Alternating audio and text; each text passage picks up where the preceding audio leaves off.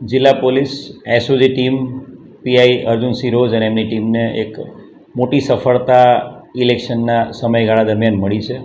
એક ચોક્કસ બાતમી આધારે વલસાડ જિલ્લાના ડુંગરા પોલીસના વિસ્તારનો જે ચણોદ જે વિસ્તાર છે એ ચણોદમાં શ્રીરામ સ્ટુડિયોમાં duplicate birth certificate, duplicate election card અને એના આધારે આધાર કાર્ડ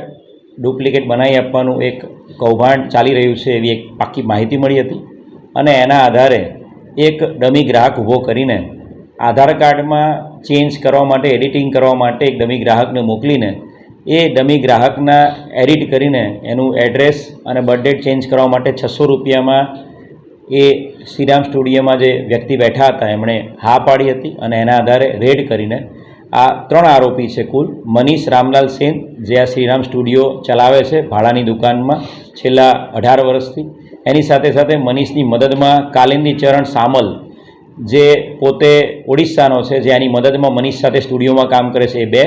અને ત્રીજો અબ્દુલ્લા મોહમ્મદ સમીમ ખાન જે પોતે કેનેરા બેંકમાં દમણ ખાતે નોકરી કરે છે। આ 3 આરોપીને શ્રીરામ સ્ટુડિયો પાસેથી પકડી પાડવામાં આવ્યા છે અને એક આખા મોટા કૌભાંડનો પર્દાફાશ કર્યો છે। સર, આમાં એમઓ કઈ રીતની છે અને ખાસ કરીને જે કેનેરા બેંકમાં કામ કરે છે એ શું કરતો? જે મોહમ્મદ સમીમ ખાન છે એ મનીષ અને કાલિંદી ચરણ સામલના પહેલેથી સંપર્કમાં છે। આ લોકોએ છેલ્લા 3 વર્ષથી આખું ષડયંત્ર ચાલુ કર્યું છે। મોહમ્મદ સમીમ ખાન કેનેરા બેંકમાં નોકરી કરે છે, એટલે કેનેરા બેંકના ઓથોરાઇઝ આધાર કાર્ડ અપડેશન માટેના યુઝરનેમ પાસવર્ડ એની પાસે છે અને કેનેરા બેંક ખાતે એકવાર લોગિન પાસવર્ડ થઈ ગયા પછી, લોકેશન વેરીફાઈ થયા પછી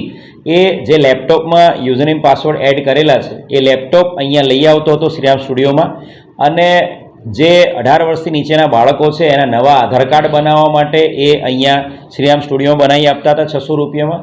એ ઉપરાંત અલગ અલગ costly electronic printer, scanner, Photoshop એડિટરના એપ્લિકેશન્સ, બધું અલગ અલગ મશીન્સ એ લોકોએ પોતાના સ્ટુડિયોમાં રાખેલા હતા, જેની મદદથી એ લોકો ફોટોશોપ કરીને 18 વર્ષથી ઉપરના જે વ્યક્તિઓ હોય જેના આધાર કાર્ડમાં એ લોકોએ બર્થ ડેટ ચેન્જ કરવી હોય, એડ્રેસ ચેન્જ કરવું હોય, એ તમામ વસ્તુઓ એ લોકો ફોટોશોપ કરીને ચેન્જ કરી આપતા હતા। આ ઉપરાંત જે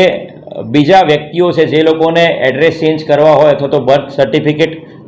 ચેન્જ કરવા હોય એના માટે એ લોકો ડુપ્લિકેટ બર્થ સર્ટિફિકેટ પણ બનાવી આપતા હતા, ઇલેક્શન કાર્ડ પણ એ લોકો બનાવી આપતા હતા અને યુઆઈડીઆઈ વેબસાઇટ ઉપરથી જે મોહમ્મદ સમીમ ખાન છે એના મદદથી, એના યુઝરનેમ પાસવર્ડ આધારે આ લોકો આ તમામ આધાર કાર્ડમાં birth date change, address change એ બધું કરી આપતા હતા। આ લોકો પાસેથી જગ્યા ઉપરથી જે ઇલેક્ટ્રોનિક મેં જે મશીન્સની વાત કરી, સ્કેનર, પ્રિન્ટર, તમામ ફોટોશોપ એડિટિંગ માટેના જે મશીન્સ છે એ અને એની સાથે એપ્લિકેશન્સ, એની સાથે સાથે જન્મના પ્રમાણપત્રો કુલ 21 મળી આવ્યા છે। અલગ અલગ રાજ્યના જન્મના પ્રમાણપત્રો મળેલા છે, સાથે સાથે અલગ અલગ વ્યક્તિઓના 65 જેટલા આધાર કાર્ડ પણ મળેલા છે અને મોબાઈલ 3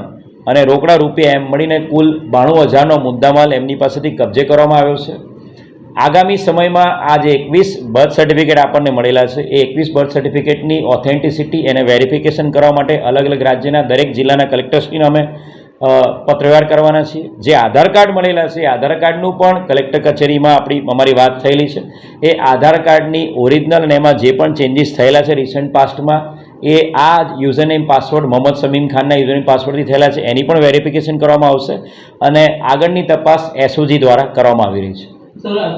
આ ખૂબ જ સેન્સિટિવ છે। એક નાનો મુદ્દો આપને જણાવું કે એક છોકરી જેની ઉંમર ફક્ત 16 વર્ષની છે એ છોકરી કોઈની સાથે ભાગીને પરણી જવા માંગે છે તો શ્રીરામ સ્ટુડિયોનો સંપર્ક કરીને પોતાનું બર્થ યર 2 વર્ષ વહેલું કરી નાખે તો એ 18 વર્ષની છોકરી થઈ જાય। આવા ઘણા બધા